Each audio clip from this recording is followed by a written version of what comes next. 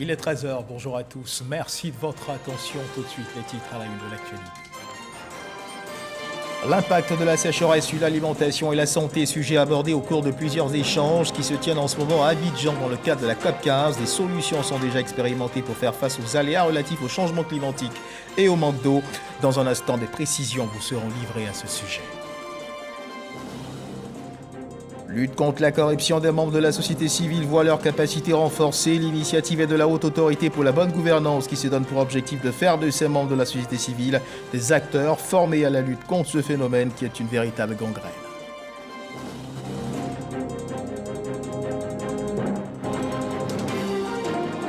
Au Burkina Faso, l'on est toujours sans nouvelles des 8 mineurs disparus dans la mine de Perkoa. Les recherches engagées n'ont pas encore porté fruit. Le temps semble s'être arrêté à Perkoa, le village qui abrite la mine. Voilà pour l'essentiel. Bonjour à tous et merci de nous suivre. La COP15 se tient à Abidjan depuis le 9 mai dernier. Nos journaux d'information portent les marques de son empreinte. On ouvre cette édition avec des sujets en rapport avec cette actualité. Et vous le savez. S'il y a une sécheresse,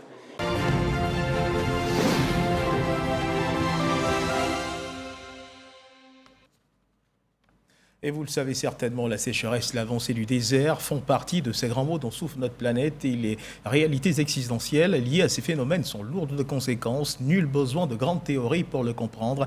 L'alimentation et la santé sont négativement impactées. Plusieurs échanges qui rassemblent l'OMS, la FAO et leurs partenaires portant sur ces conséquences se tiennent en ce moment à Abidjan dans le cadre de la COP15. Des solutions sont déjà expérimentées pour faire face aux aléas relatifs au changement climatique et au manque d'eau. Walter Amadou Ouattara. s'il y a une sécheresse, l'accès à l'eau devient limité. Et vous savez que 25% des maladies ont des liens avec les facteurs environnementaux.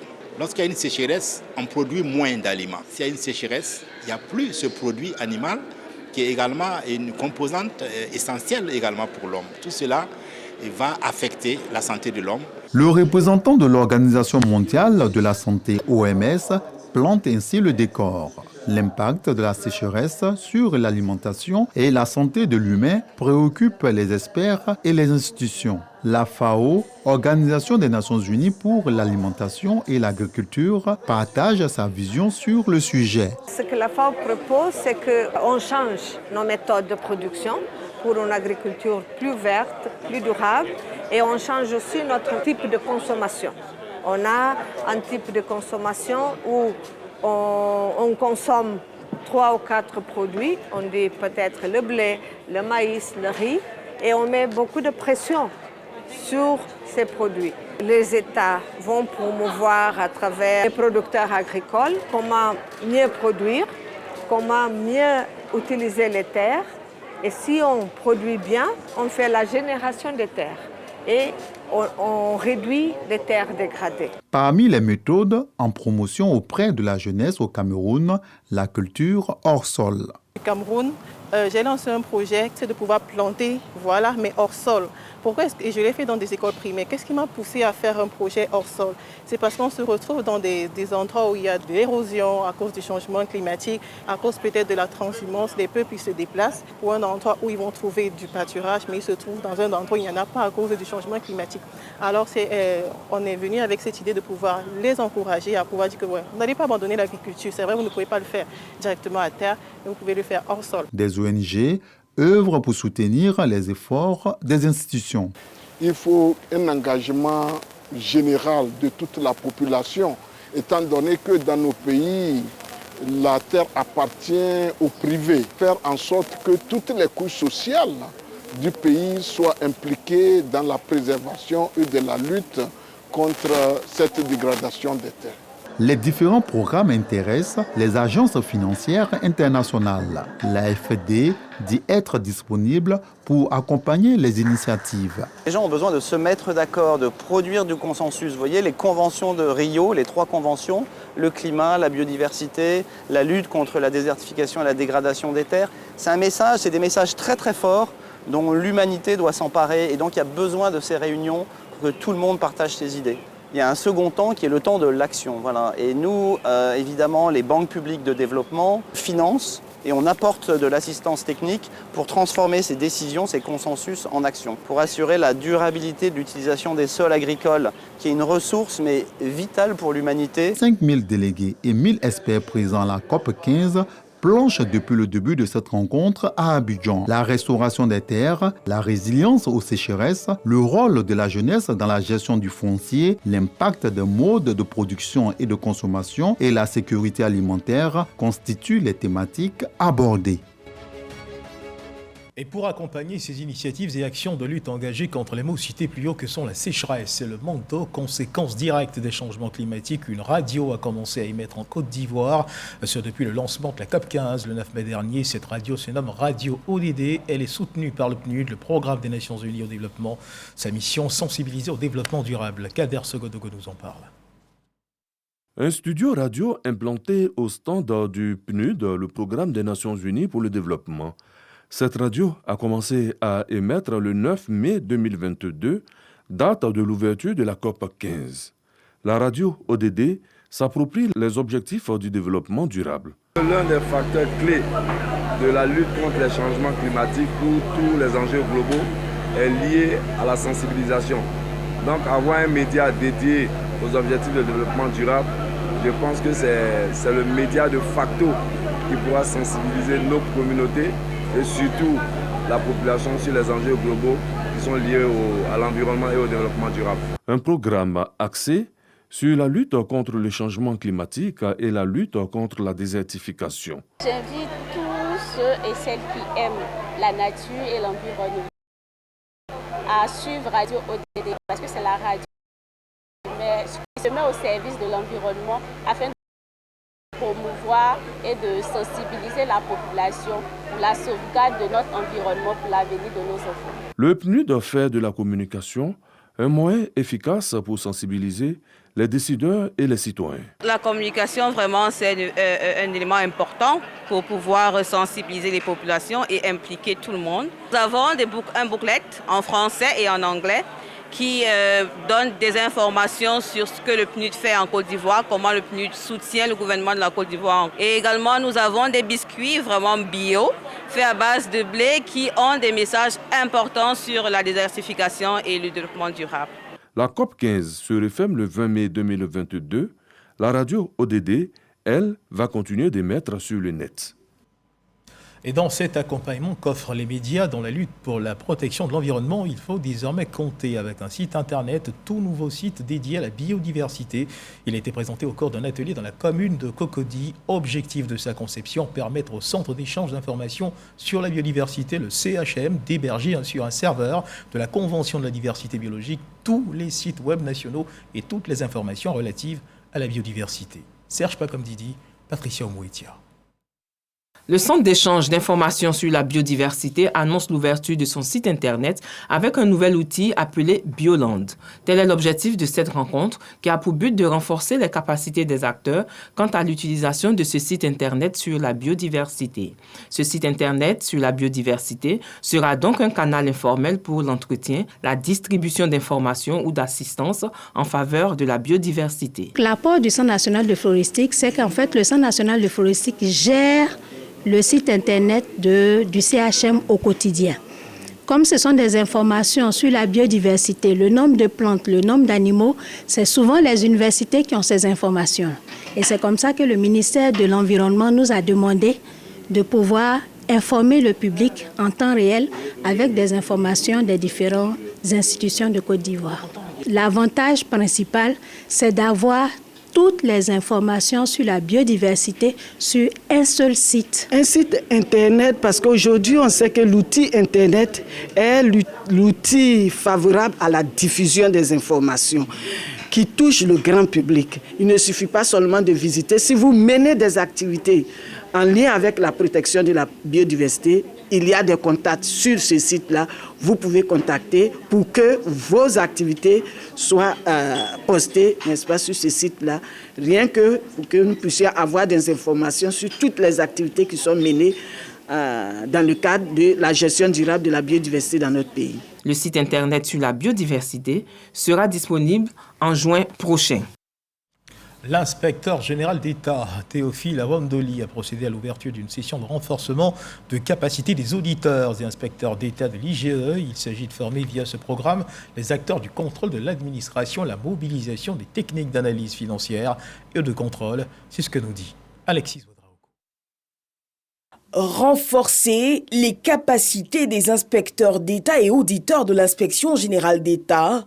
Voilà la mission de ces travaux ouverts ce lundi par Théophile Awandoli.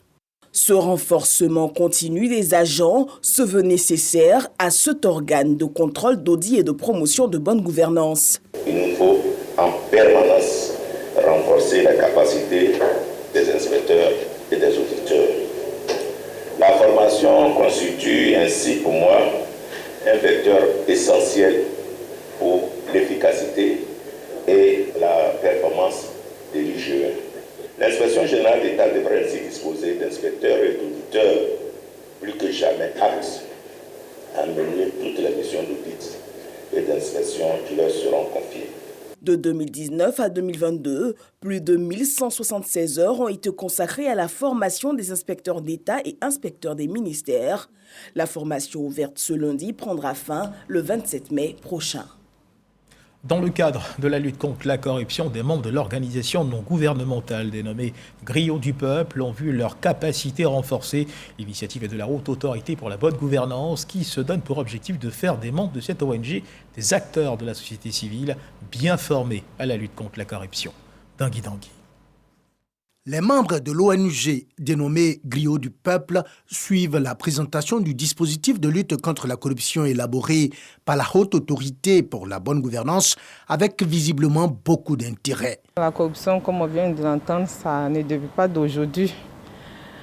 Bon, l'État fait tout son possible, mais ce n'est pas évident. Vraiment, il y a beaucoup à faire. Vraiment, il faut qu'il y ait des mesures de sanctions vraiment très sévères. Voilà, pour mieux lutter contre ce phénomène-là, il faut vraiment de la sensibilisation.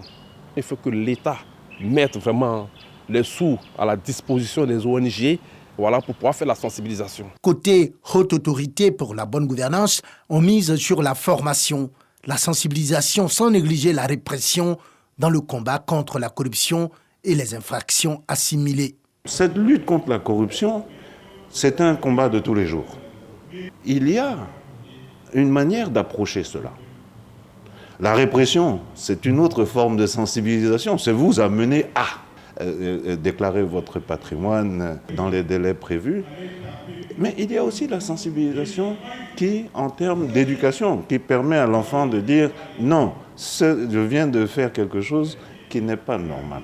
La Haute Autorité pour la bonne gouvernance a déjà renforcé les capacités des agents de plusieurs structures publiques et des membres de la société civile en matière de prévention et de lutte contre la corruption et les infractions assimilées. Amadou Coulibaly, le ministre de la Communication et de l'économie numérique, a visité hier mercredi les installations de l'autorité de régulation des télécommunications de Côte d'Ivoire, la RTCI, et l'Agence ivoirienne de gestion des fréquences radioélectriques, deux institutions placées sous sa tutelle depuis la formation du dernier gouvernement. Le ministre a eu des séances de travail avec les personnels respectifs ainsi que les dirigeants de ces deux structures. Le point de ces visites avec Issa Tchonoyeo. En plus du ministère de la Communication, Amadou Coulibaly hérite depuis le dernier remaniement du ministère de l'économie numérique. Ce mercredi, il a effectué une visite de travail à l'autorité de régulation des télécommunications de Côte d'Ivoire, à RTCI, et à l'Agence ivoirienne de gestion des fréquences radioélectriques, AIGF, à Marcory. Il y a un personnel de qualité de part et d'autre, aussi bien à l'RTCI qu'à l'AIGF, qui est l'agence ivoirienne de gestion des fréquences, qu'il y a la volonté, il y a la détermination des différents responsables de ces structures de pouvoir mettre en œuvre le plan stratégique de développement de l'économie numérique qui a été adopté par le gouvernement en décembre 2021. Pour cette prise de contact, le ministre de la Communication et de l'économie numérique reconnaît que de nombreux défis restent à relever malgré l'excellent travail effectué jusqu'à ce jour dans ces deux structures. Il y a beaucoup de défis à relever. Au titre de ces défis, notamment avec l'RTCI, il y a la question de la qualité de service des opérateurs. Avec l'AIGF, nous avons pu évoquer donc, la question de l'utilisation frauduleuse donc, de certaines fréquences qui causent de véritables problèmes de sécurité.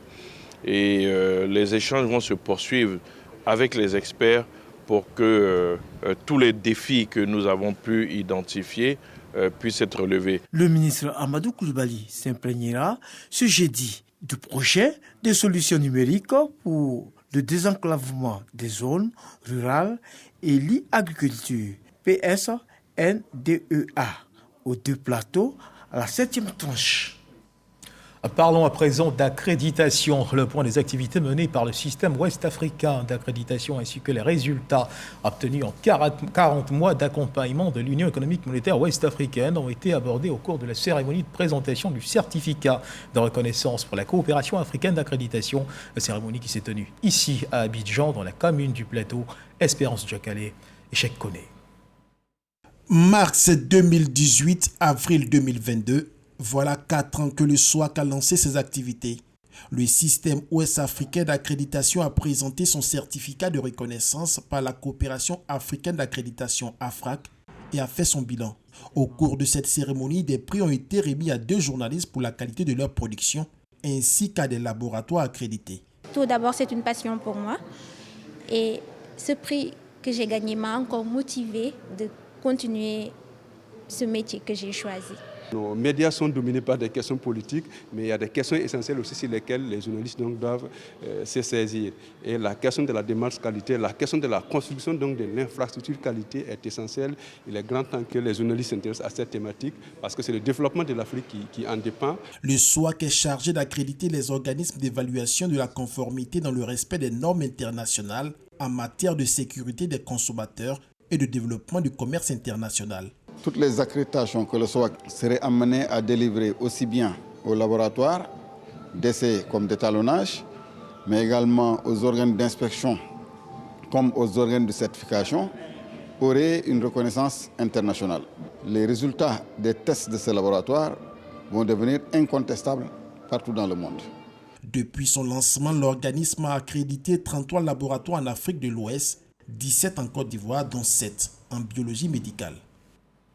Et on parle encore de bilan, mais cette fois sur un autre terrain, celui de la santé. Les populations de San Pedro sont sorties nombreuses pour connaître l'état de santé de leur cœur. Ceci grâce à des journées de sensibilisation, de dépistage gratuit des maladies cardiovasculaires, initiées à la faveur de la 5e édition des journées dites Journées provinciales. Par cette action, les cardiologues de Côte d'Ivoire affichent leur volonté de se rapprocher davantage des populations. C'est ce que nous dit Sam Kona. Les 5e journées provinciales Kwame Ouattara de cardiologie tenues sur 2 jours à San Pedro, à l'espace Rotary.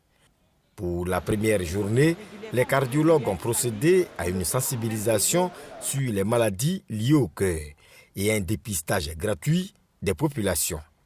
Il était très important de venir pour voir ce qui se passe dans notre corps. Le docteur a pris mes températures, ma tension, tout ça là. Après, il me dit aussi que j'ai le cœur qui bat beaucoup, donc j'ai la tension. Il n'y a que un seul cardiologue pour la région de San Pedro. En disant merci au président de la République pour tout ce qu'il a fait pour la santé, il faut faire quelque chose encore pour nous aider. Une journée scientifique a réuni une 60aine de cardiologues et des professionnels de la santé au 2e jour. Occasion de partager les expériences à travers des conférences et des ateliers. Pour le président de la Société ivoirienne de cardiologie, le professeur Roland Guetta, l'objectif est de rapprocher les cardiologues des populations. Ces affections cardiovasculaires sont en pleine progression. C'est que la mortalité liée aux maladies cardiovasculaires augmente dans notre pays. San Pedro ne fait pas exception. C'est vrai qu'actuellement, il y a un seul cardiologue pour San Pedro, mais au niveau de la Société ivoirienne de cardiologie, en lien avec le ministère de la Santé, de l'hygiène publique et de la couverture maladie universelle, nous espérons pouvoir renforcer San Pedro en nombre de cardiologues dans la prise en charge de ces maladies cardiovasculaires. Le gouvernement met en place des pôles régionaux d'excellence sanitaire, comme celui de San Pedro, entend régler le problème de santé des populations, a indiqué Dr Marie-Chantal Assouan, représentant le ministre Pierre Demba à ces journées provinciales de cardiologie, édition 2022. Et parlons justement de santé, à suivre l'évolution de la Covid-19 en Côte d'Ivoire.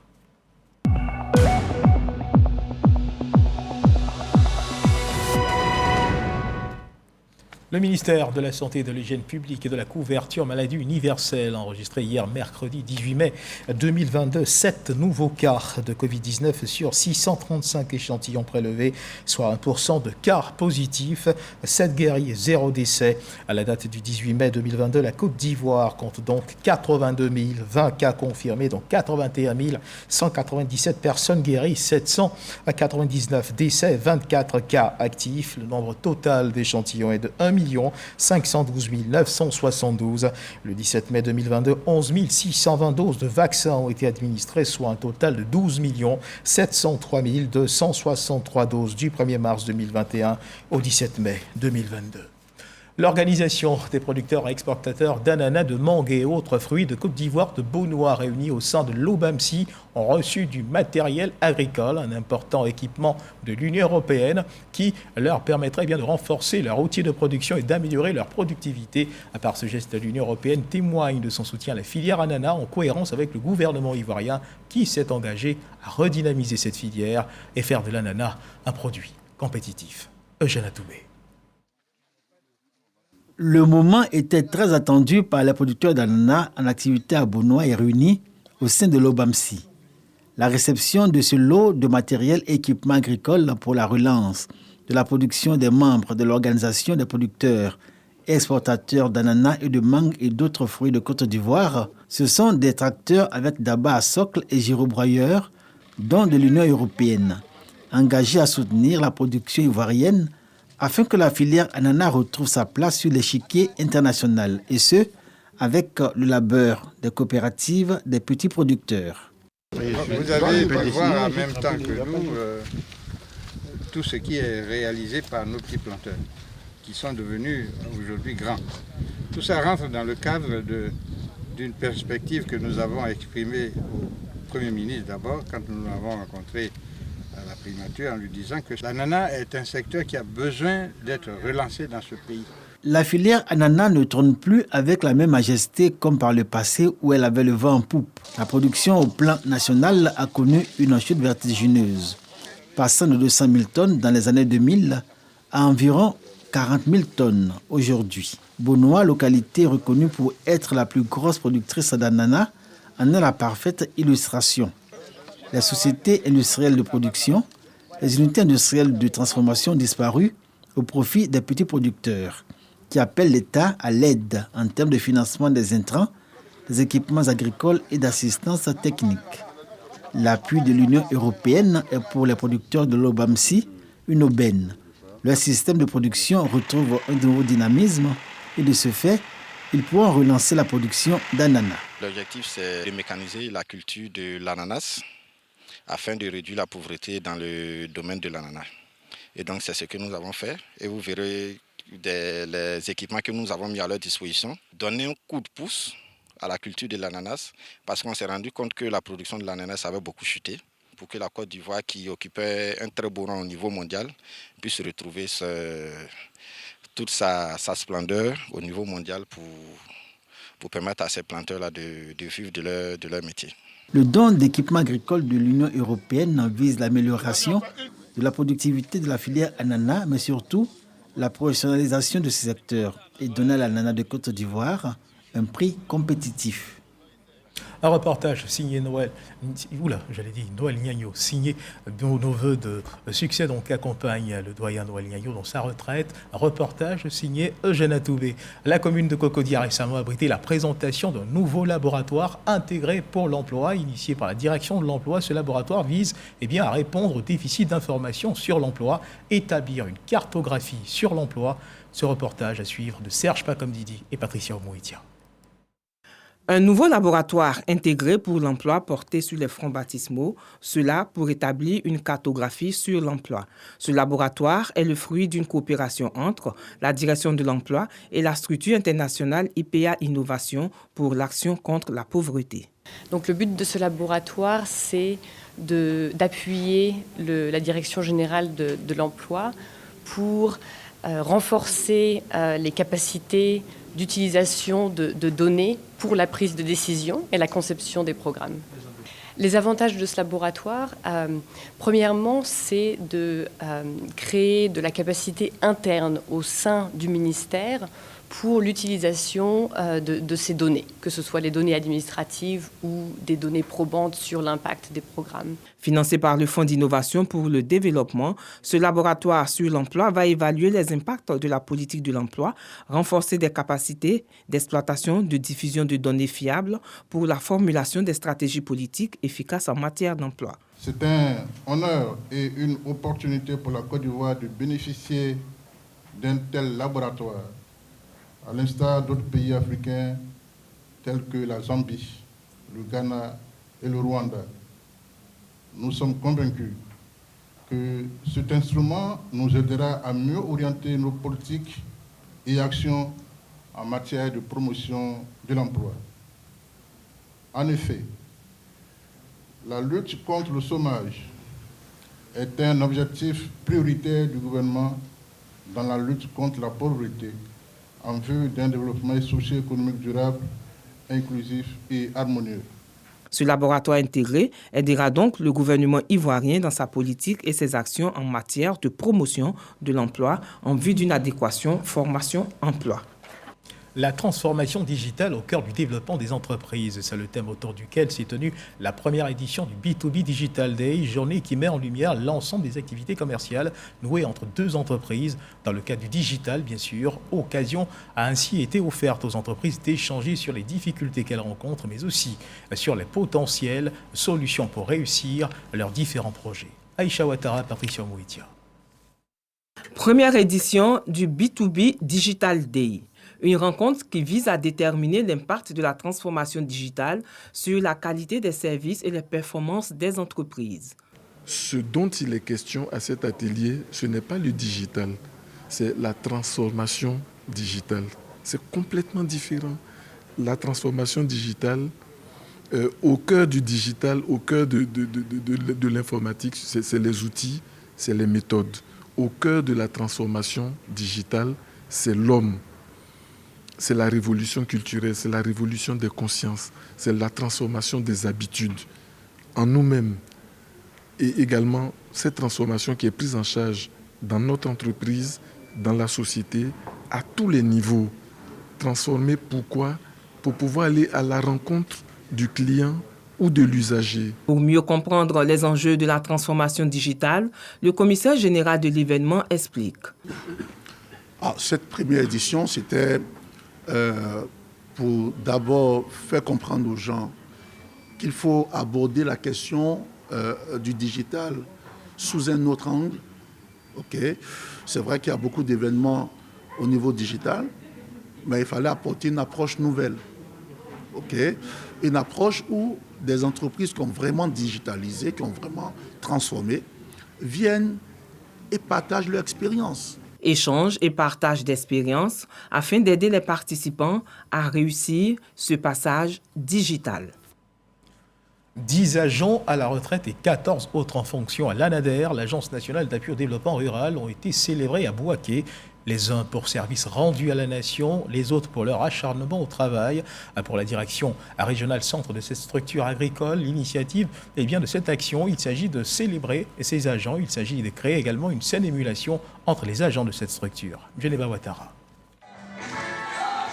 Ambiance conviviale et fraternelle entre les agents de la direction régionale centre de l'ANADER, Agence nationale d'appui au développement rural à Bouaké. En effet, 10 agents ayant fait valoir les droits à la retraite sont honorés pour leur loyaux services rendus à la nation. Cérémonie couplée à celle de la récompense des 14 meilleurs agents qui se sont distingués par leur abnégation au travail au cours de l'année 2021. C'est après des décennies de services qu'on va à la retraite et donc on a passé tout ce temps au service de la nation. il est normal qu'on soit célébré. Ce n'est pas tous les agents qui véritablement se donnent au travail. Donc, il y en a qui font des sacrifices pour aller au-delà de ce que fait le travailleur moyen. C'est normal qu'on puisse reconnaître ce mérite-là et cela va encourager ceux qui sont à la traîne. Cette double cérémonie d'hommage et d'excellence s'est déroulée en présence des autorités locales et des responsables de l'ANADER.